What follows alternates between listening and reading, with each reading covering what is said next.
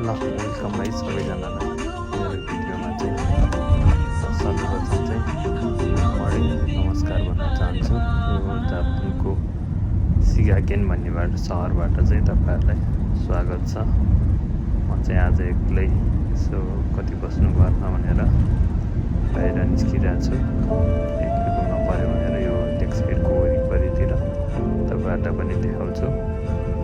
यहाँतिर के भइरहेछ, बिहान निस्केको छु, हल्का पानी पनि परिरहेको थियो होइन, त्यसपछि त्यस्तो ठुलो पानी त होइन, त्यो पनि अलिअलि छिटाइरहेको थियो। धुम्म छ आज, दिनभरि पानी पर्ला जस्तो छ है मौसम पनि। तर मौसममा वेदरमा हेर्दाखेरि चाहिँ, मोबाइलमा हेर्दाखेरि चाहिँ दिउँसो त घामै देखाइरहेछ।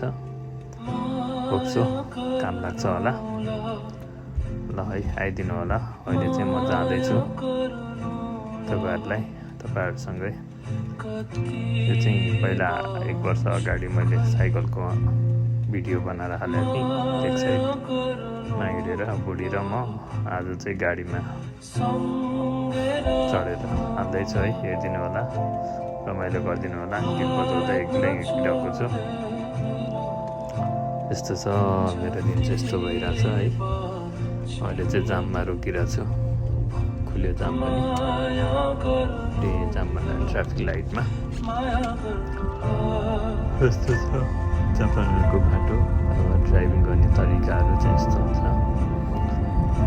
यो मेरो गाडी चाहिँ जे होस् पुरानो भए पनि ठिक छ, राम्रो छ होइन, माइलेज पनि राम्रो दिन्छ। लगभग 25-26 किलोमिटर दिन्छ 1 लिटरले। त्यसले नेपालमा चाहिँ फेरि तेलको कति पुगिसकेछ क्या अहिले त, कति हो 200 नि कति हो भनेर सुनेको थिएँ। यहाँ चाहिँ त्यस्तो धेरै छैन, 164 छ, त्यति साह्रो पुगेको छैन।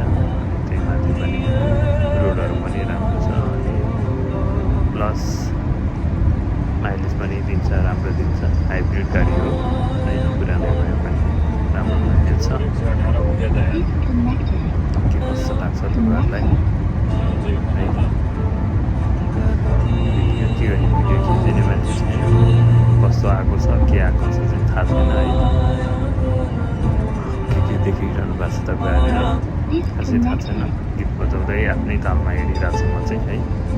खास गरी भन्नुपर्दा मेरो काम पनि यस्तै छ कि बिहान ड्राइभिङ गरेर गएर 1 घन्टा टाइम लाग्छ, 1 घन्टा पुरै 1 घन्टा लाग्छ। म हाइवेमा पनि छिर्छु, अहिले हाइवेमा छिरेर पनि देखाउँछु तपाईँहरूलाई जापानको हाइवे कस्तो हुन्छ भनेर होइन, कसरी चलाउनु पर्छ हाइवेमा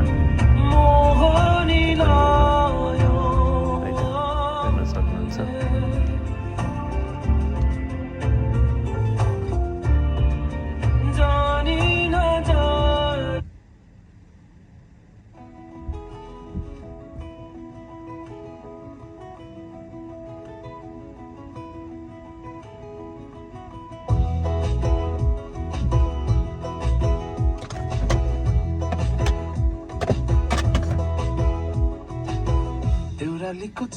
Disconnected.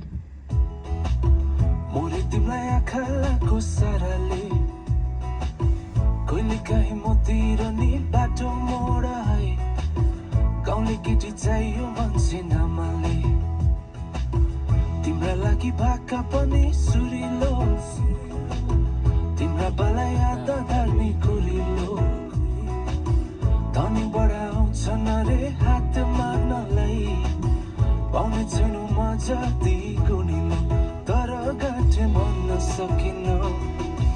मेरो नबनाएसम्म पछि हटिन्न, तिमीलाई मेरो नबनाएसम्म पछि हटिन्न। देउरालीको चिसो चिसो हावाले। यो चाहिँ अहिले चाहिँ बोचु सहर हो, यो चाहिँ सिगाकेनको बोचु सहर भन्छ। यो चाहिँ अलि छ के भन्ने, एकदम भिडभाड, अलि डेभलप छ, सिटीहरू धेरै राम्रो सिटी, ठुलो सिटी छ होइन। यहाँ चाहिँ अब इमिग्रेसन अफिसहरू पनि छ, हाम्रो भिजा सिजा एप्लाई गर्नु पऱ्यो भने नि सिगाकेनहरू पनि यहीँबाट हुन्छ, यहीँनिर छ अफिस। त्यस्तो ठुल्ठुलो अफिसहरू छ, होटलहरू छ होइन। अनि यही युवा लेकमा पनि छ।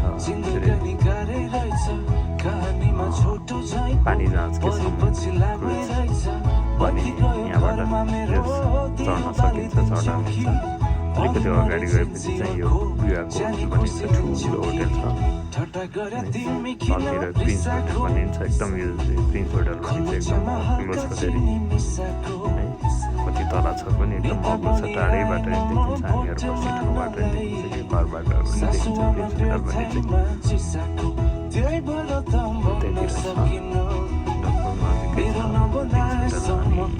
त्यस्तै हो यहाँतिर चाहिँ जस उहरू सुपर मार्केटहरू एकदम नजिक नजिक छ पसलहरू ठुलो पसलहरू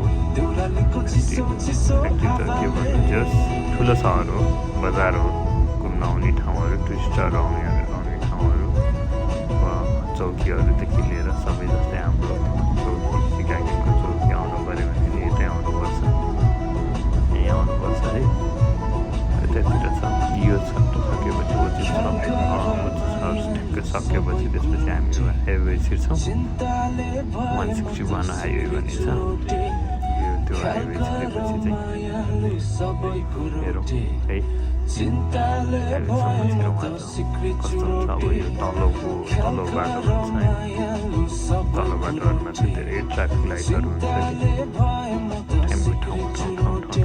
तर हाइवे यो चाहिँ हुँदैन फेरि हाइवे छिरेपछि चाहिँ हुँदैन यहाँ गएको छ हुन्छ हाइवे नपुग्ने जेलसम्म चाहिँ यस्तै हो है ट्राफिक लाइटहरूमा परिरहेको छ यस्तै हो कतिचोटि परिसक्यो अघि आएको ठाउँ 2 ठाउँ 3 ठाउँ 4 ठाउँ 5 ठाउँ परिसक्यो अझै कति ठाउँ गर्नु तल्लो बाटो चाहिँ अर्को फेरि सानो ठाउँहरू तातो एकदम ट्राफिक लाइटहरू केही गर्नै पर्दैन कि ट्राफिकहरू बसिरहनु पर्दैन केही गर्नु पर्दैन सबैजना मान्छेहरू त्यो लाइट हेरेर चल्छ मान्छेहरू पनि गाडीहरू पनि एकदम अनुसार लाइटको भरमा चल्छ है यहाँ चाहिँ नेपालमा चाहिँ के हुन्छ भने अब रेड लाइट बलिरहेछ बाटो खाली छ भने सट्टै हिँड्दिने अब त्यस्तो हुन्छ यहाँ चाहिँ तल त्यस्तो केही पनि हुँदैन लाइटमा अब सबैजना चलिरहेछ है एकदम रुसमा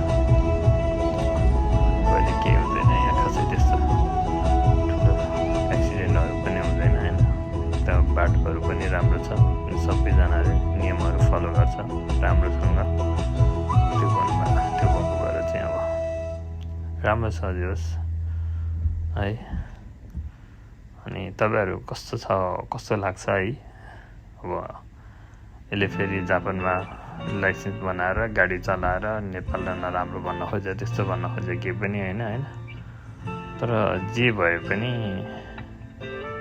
अब यहाँ चलाएर गइसकेपछि चाहिँ उता चलाउँदा चाहिँ नेपालमा अस्ति भर्खर म नेपाल गएर 1 महिना अगाडि नेपाल गएर आएँ होइन नेपालमा गएर चलाउँदा चाहिँ अलिअलि रिस चाहिँ उठिने थिएछ कि रुल्सहरू फलो नगरेको हुन त आफू पनि पहिला त्यहीँ बसेर त्यहीँ चलाइयो होइन 3-4 वर्ष चलाइयो म पनि त त्यस्तै थिएँ होला होइन तर म्यानेज गऱ्यो भने त हुने रहेछ नि होइन म्यानेज गऱ्यो भने सबैले रुल्स फलो गर्यो भने त हुने रहेछ जस्तो लाग्छ कि यहाँ आएर चाहिँ अनि यहाँ आएर यसरी चलाइरहेको हुन्छ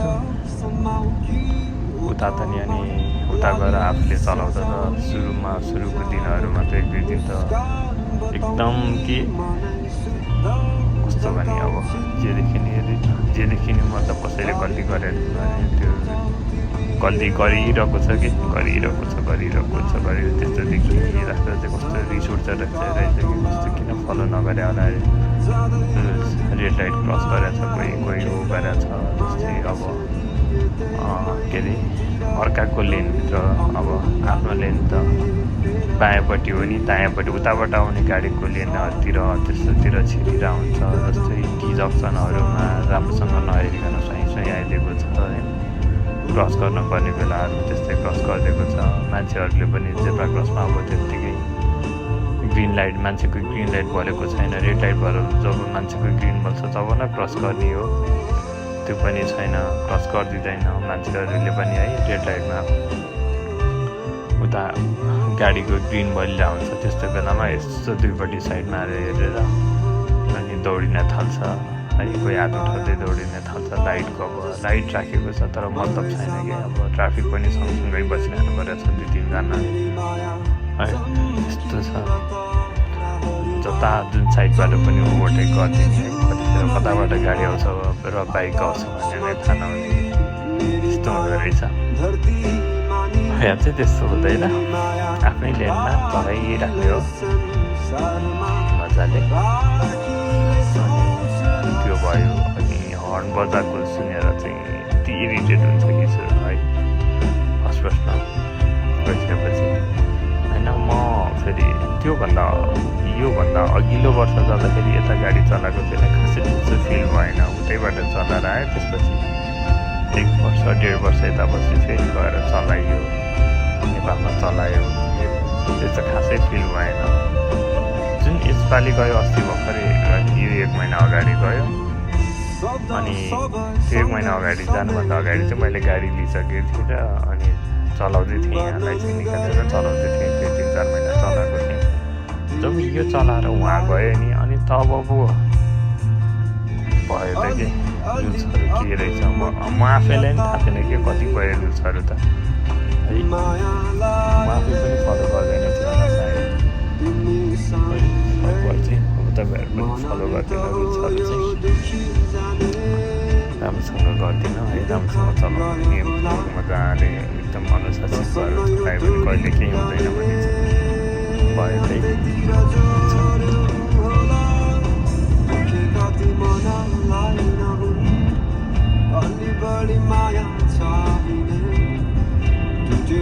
विश्वासहरू नहुन् आशाहरूले जोडिदिने मेरी माया आकाश सृष्टि बादलहरू थामिरहने मेरी माया चम्किला ताराहरूमा चम्किने जुन मेरी माया सागर जस्तै गहिराइमा डुबिरहने मेरी माया राखिलै संसारमा राखिलै सोच राख्छ।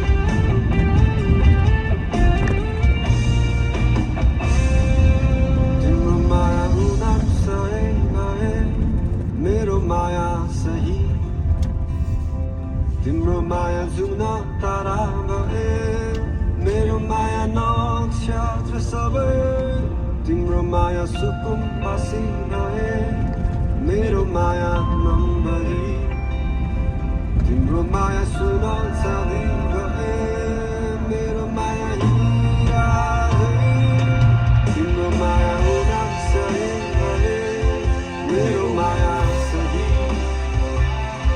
तिम्रो माया जुन तारा भए मेरो माया नक्षत्र सबै तिम्रो माया सुकुम बासी भए मेरो माया नम्बरी तिम्रो माया सुन चाँदी भए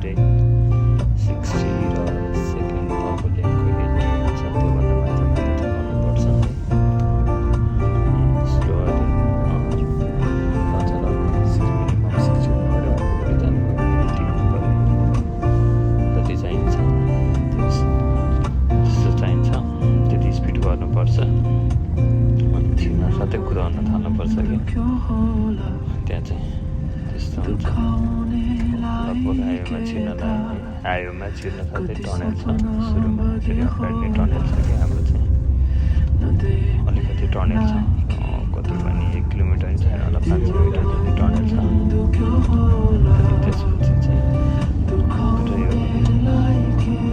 त्यस्तो छ है हाइवे म छिरेँ लगभग सट्टै छिरेँ तर त्यसले त स्पिड मेरो लगभग 100 100 पुगिसक्यो 100 घटिसक्यो क्या 30 स्पिड बनाइहाल्नुपर्छ क्या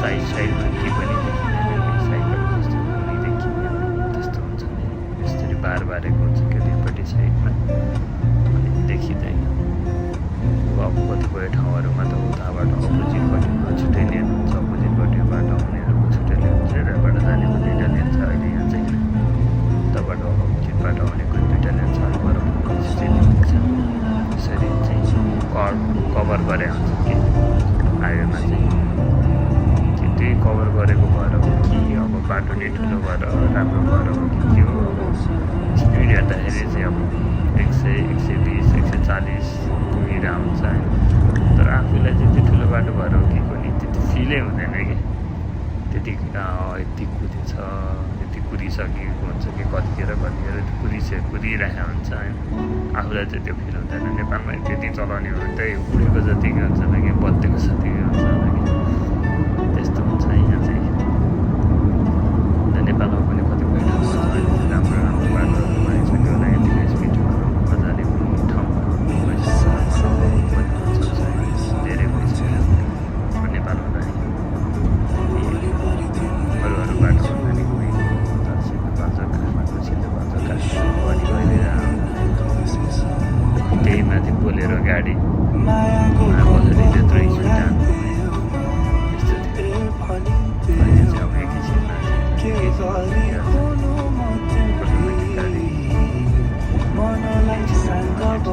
कति नै बेर लाग्दैन कि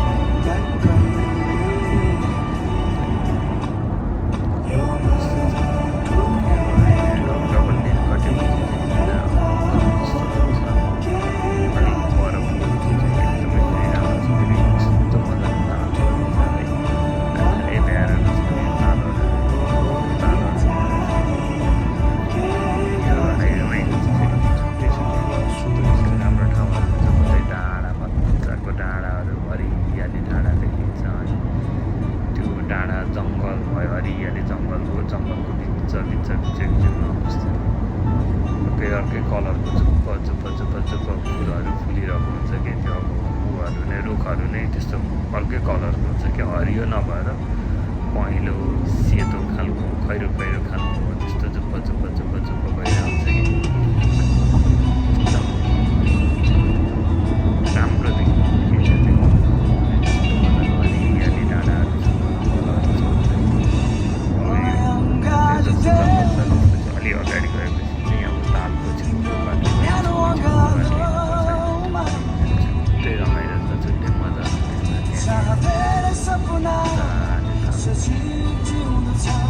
अनि बेग्लै आनन्द पनि जहाँ सबै उज्यालो अनि कष्ट छ दुनियाँले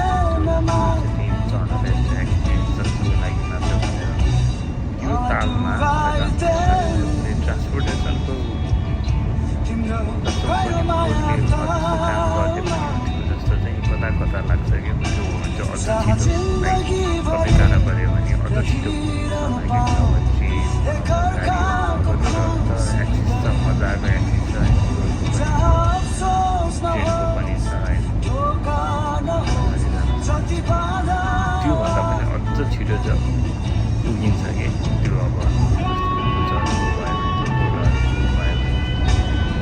त्यसरी उहाँले पनि पब्लिकहरू पनि बोकेर हिँड्ने अब क्यु जस्तो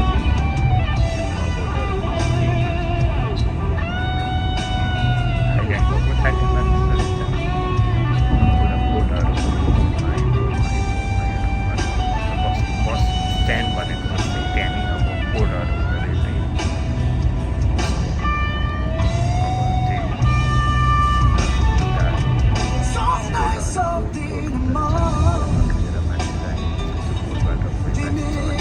टिकट काट्यो त्यहाँबाट चढ्यो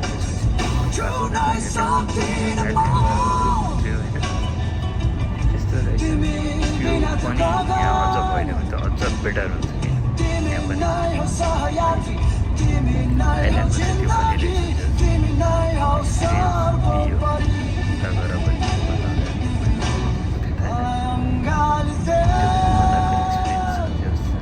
यस्तो छ है गाडीहरू कुदिरहन्छ आफूले त्यही स्पिडमा कुद्नु पऱ्यो गर्ने भन्ने चाहिँ साथी त्यस्तो हुँदैन चरा साँप एउटा समयमा ओभरटेक गर्ने पनि आएको छ ओभरटेक गरिरहनु पर्दैन